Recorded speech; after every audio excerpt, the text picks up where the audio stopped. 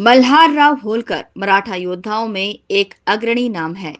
मराठा साम्राज्य को महाराष्ट्र के बाहर स्थापित करने में मल्हार राव होलकर की अहम भूमिका थी। सैनिक परिवार का होकर भी उन्होंने सैन्य कौशल की मिसाल स्थापित की। उनके अधीन इंदौर की रियासत तक कर दी गई थी। मल्हार राव होलकर का जन्म आज ही की तारीख यानी 16 मार्च को साल 1693 में हुआ था। मल्हार राव होलकर एक ऐसे इंसान का नाम है जिसने अपनी किस्मत खुद गढ़ी थी। चरवाहा परिवार में जन्म लेने के बावजूद इंदौर जैसे राज्य पर शासन किया।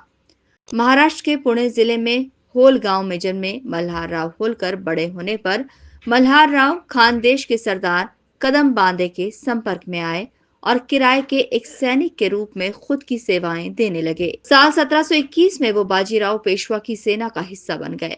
धीरे धीरे सफलता की सीढ़ियां चढ़ते गए और जल्द ही पेशवा के काफी करीबी हो गए। इसके बाद वो 500 सैनिकों के दस्ते के मुखिया बना दिए गए। साल 1728 में हैदराबाद के निजाम के साथ मराठों की लड़ाई में होलकर की अग्रणी भूमिका रही। ये मल्हार राव होलकर ही थे जिन्होंने सेना की छोटी सी टुकड़ी के दम पर निजाम के लिए मुगलों की ओर से भेजी जाने वाली रसद को रोक दिया था और जिसके कारण निजाम को पेशवा ने हरा दिया था। मल्हार राव से पेशवा इतने प्रभावित हुए कि पश्चिमी मालवा का बड़ा इलाका उन्हें सौंप दिया गया और कई हजार घुड़सवार सैनिक उनके अधीन कर दिए गए।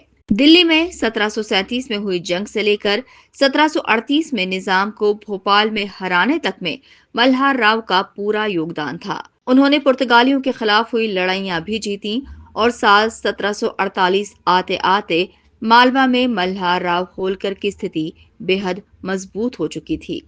उनके अधीन इंदौर की रियासत तक कर दी गई थी। लेकिन 20 मई 1766 को मल्हार राव होलकर की आलमपुर में मौत हो गई थी।